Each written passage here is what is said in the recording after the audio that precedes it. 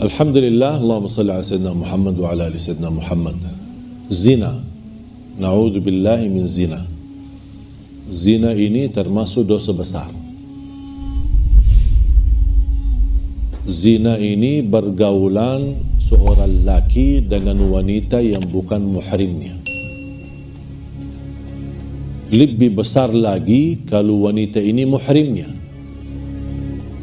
Na'udzubillah min dzalik.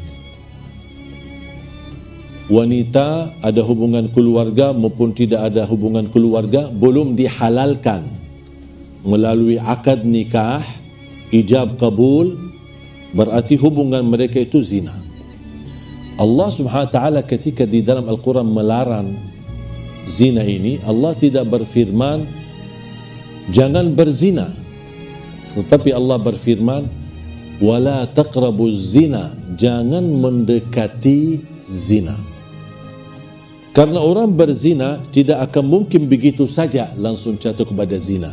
Pasti ada proses awal yang membuat hati kita cenderung kepada zina. Pandangan mata, telinga mendengar, lidah berbicara. Sekarang berbicara lidah kita diwakili oleh WhatsApp. Chat bersama seorang wanita, mungkin ketemu di sosial media. Boleh enggak kenalan? Boleh. Ya di situ mulai langkah awal daripada zina. Kalimat, satu kalimat, ini balas, ini kirim, ini balas. Sebentar lagi ada gambar, sebentar lagi ada love, ada sebentar ini ucapan, saya tidak bisa tidur, merindukanmu, kangen samamu, di situlah. Ini langkah-langkah seperti ini mungkin dianggap remeh, kecil. Cuman buang waktu, cuman chat. Saya tidak ada niat apa-apa. Di situ yang dilarang oleh Allah. Jangan mendekati zina. Nadratun, fabtisamatun, famaw'idun, faliqa'un, fazina. Ini prosesnya. Nadratun, pandangan. Senyum. Ya, pas habis pandangan, apa? Senyum kan? Kalau sama-sama suka, pasti senyum. Kalau tidak suka, tak mungkin diperhatikan. Tapi ini yang bahaya di sini. Wal ainu tazni wa zinaha an-nadhar, sebagaimana bersabda Rasulullah, pandangan mata berzina. Mata berzina dan zinanya mata adalah mempandangi sesuatu yang haram.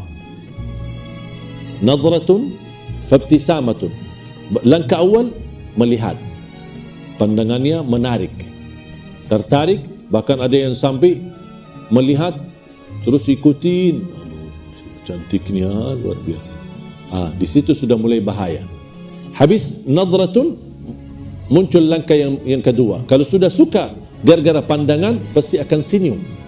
Pasti akan senyum. Fabtisamatun. Habis senyum, mulai berbicara. Ya, boleh enggak kenalan? Ini nomor saya, nama saya, nama kamu. Kamu kerja di mana? Nah, mulai ngobrol. Awalnya umum. Sedikit demi sedikit, kalau sudah akraban, baru kita. Awal-awalnya katanya ta'aruf. Ini sekarang istilah yang beredar di kalangan akhwat atau kalangan wanita yang salihah, katanya ta'aruf. Ya sama, ta'aruf dan pacaran sama. Habis sudah setelah senyum dan berbicara panjang lebar, mulai ada janji. Boleh enggak kita makan di luar? Mulai ada janji. Ayo kita jalan-jalan ke pantai malam minggu, kita ke mall, kemana, ada janji. Habis janji, faliqa, pertemuan. Kalau sudah pertemuan, pasti akan na'udzubillah. Kalau bukan dilindungi oleh Allah, sudah lemah hawa nafsu, lemah iman, syahwatnya sudah tinggi, dalam proses langkah-langkah yang begitu banyak, ujung-ujungnya habis pertemuan, pasti diajak untuk bersama-sama malam hari atau tiduran bareng. Disitulah awal-awalnya dipermudahkan, dianggap remeh, dianggap enteng, biasa aja, tapi ujung-ujungnya jatuh kepada zina. Ketika sudah terlanjur berzina, baru mereka dua-duanya sadar dan mereka tidak mau tanggung jawab dan saling meninggalkan. Apalagi kalau terjadi kehamilan, langsung mereka melarikan diri dan tidak ada yang mau tanggung jawab. Hei wanita, jagalah kehormatanmu, karena kemuliaanmu di sisi Allah tergantung menjaga kehormatan. Wahai laki-laki, bertakwalah kepada Allah Subhanahu wa taala. Jangan mempengaruhi wanita untuk jatuh cinta tapi Anda tidak serius terhadap cintaan itu, untuk dijaganya dan untuk dipelihara dan untuk dijadikan mendapatkan ridha Allah Subhanahu wa taala. Mudah-mudahan kita semua dilindungi oleh Allah dari perbuatan zina, dari langkah-langkah awalnya sampai ke ujungnya jatuh kepada zina. Semoga kita dijegah diri kita dari perbuatan dosa besar zina. Semua orang dapat diampuni oleh Allah dosanya.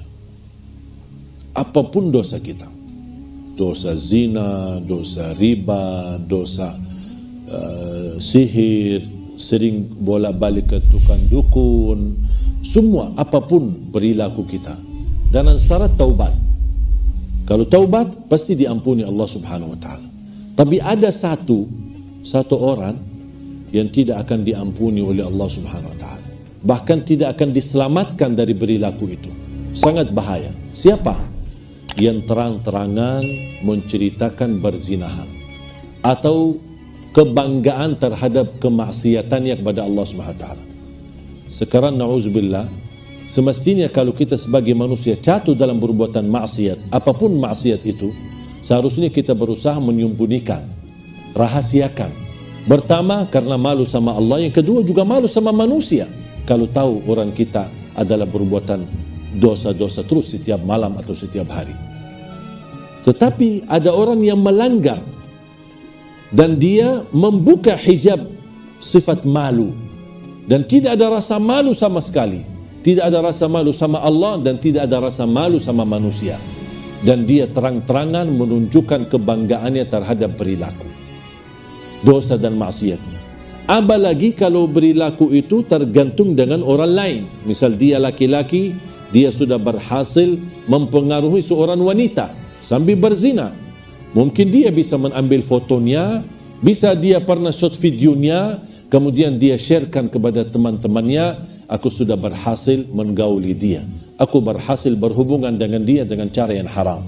Dia merasa bangga, aku sudah berhasil dapat menjatuhkan 10 wanita. Ada yang merasa bangga, saya bisa lebih banyak daripada kamu. Dan ini sebenarnya, hal ini bukan lucu, tapi justru mendatangkan kemurkaan Allah untuk Anda. Bisa menghadirkan azab yang tidak dapat di sisi Allah ampunan dosa itu. Rasulullah SAW bersabda, Kullu ibnu Adam mu'afa illa al-mujahirun. Semua orang-orang diselamatkan oleh Allah, diberikan afiat dari perilaku maksiat dan dosa. Kalau ada tanda keseriusan taubat, pasti diampuni Allah dan kembali kepada jalur yang benar. Kecuali kata Rasulullah, illa al-mujahirun, orang-orang yang suka membuka aib dosanya, menceritakan kepada orang lain, bahkan dia shot kepada sosial media terhadap perilaku maksiat dan dosa sehari-harinya. Inilah mereka yang dijamin tidak selamat dan dijamin tidak diampuni, bahkan dijamin tidak akan diterima dan diberikan kemudahan agar dia sadar dan kembali taubat kepada Allah SWT. Hati-hati, apalagi kalau beredarkan beritanya, menyebarkan berita tergantung menyakiti orang lain. Itu sangat bahaya.